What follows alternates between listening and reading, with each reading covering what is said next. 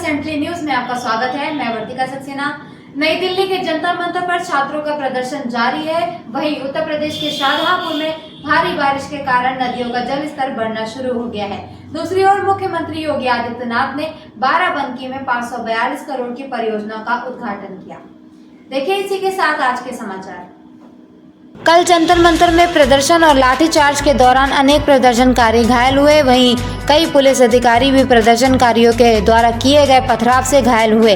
प्रदर्शनकारी छात्र शिक्षा मंत्री धर्मेंद्र प्रधान के इस्तीफे की मांग कर रहे हैं। आज भी जंतर मंतर पर प्रदर्शनकारी छात्रों का जमावड़ा सुबह से ही शुरू हो गया।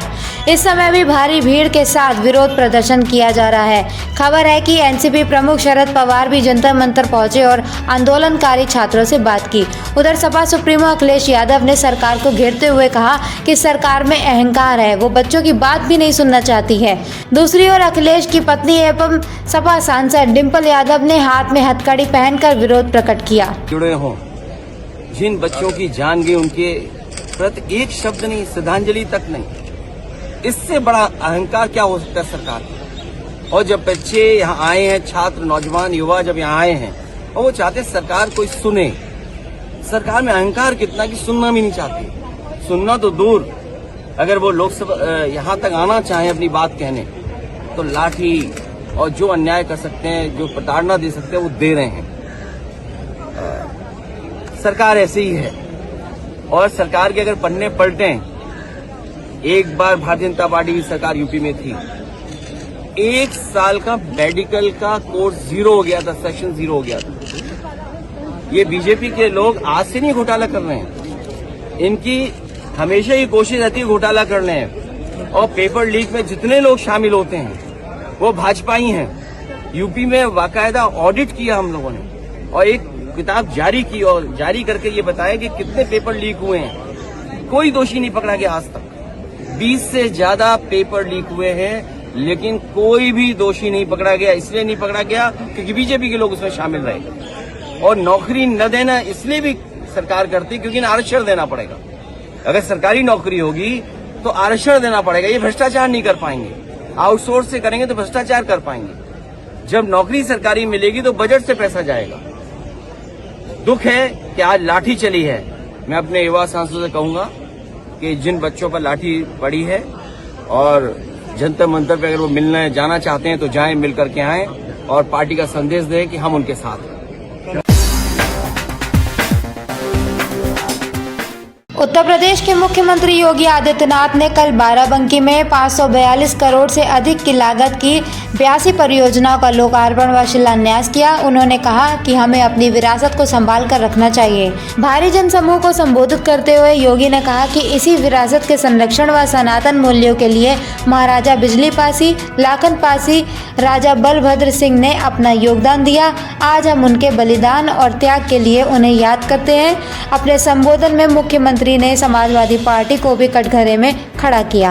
आज मुझे आकर के यहाँ पर, सोमवार का दिन भी है और ललितेश्वर महादेव का दर्शन करके, बहुत पवित्र दर्शन और दिव्य दर्शन करके अंतःकरण को अत्यंत आनंद की अनुभूति हुई। कितना प्राचीन विरासत है, कितने सौभाग्यशाली हैं आप। इस जनपद में भगवान ललितेश्वर महादेव का आशीर्वाद प्राप्त होता है। अगल बगल के कई जनपदों के श्रद्धालु यहां आते हैं, लेकिन मंदिर जीर्ण शीर्ण स्थिति में, कोई पुरसा हाल नहीं।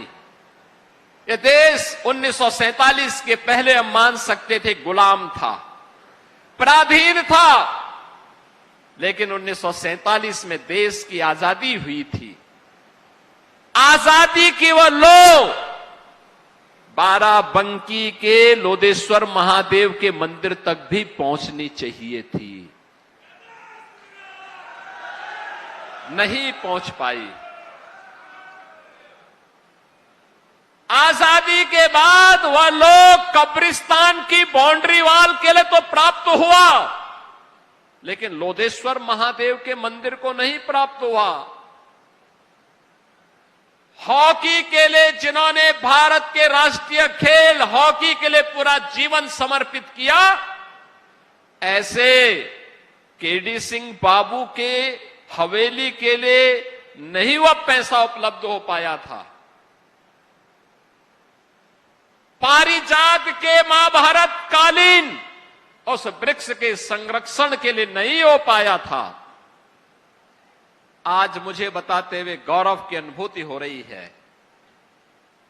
बहनों और भाइयों, हमने भारत के विरासत के प्रतीक बाराबंकी की पहचान भगवान लोधेश्वर महादेव के इस पवित्र मंदिर के कॉरिडोर के लिए भी धनराशि स्वीकृत कर दी है। और आज मैंने देख करके अत्यंत आनंद की अनुभूति हुई, कितना भव्य कॉरिडोर बन रहा है काशी विश्वनाथ धाम की तर्ज पर। कोई भी जब देखेगा कितना दुख हुआ था लोगों को जब समाजवादी पार्टी के समय में हॉकी के इस महान खिलाड़ी ने, जिसने पूरा जीवन भारत के राष्ट्रीय खेल हॉकी के लिए समर्पित किया था, और कितना हृदय विदारक क्षण था जब उनकी हवेली बिकने की नौबत आई थी। तब हमारी सरकार आई थी, हमने कहा केडी सिंह बाबू की हवेली बिकेगी नहीं, सरकार उसका पैसा चुकाएगी और केडी सिंह बाबू की स्मृति को हम पुनर्जीवित करेंगे। शाहजहांपुर में बाढ़ के आसार नजर आने शुरू हो गए हैं। पहाड़ों पर हुई भारी बारिश से पहले ये अंदाजा लगाया जा रहा था कि गर्रा और खन्नौत का जल स्तर बढ़ सकता है, लेकिन रविवार रात से मंगलवार सुबह तक जनपद शाहजहांपुर में हुई भारी बारिश से बाढ़ जैसे हालात नजर आने लगे हैं।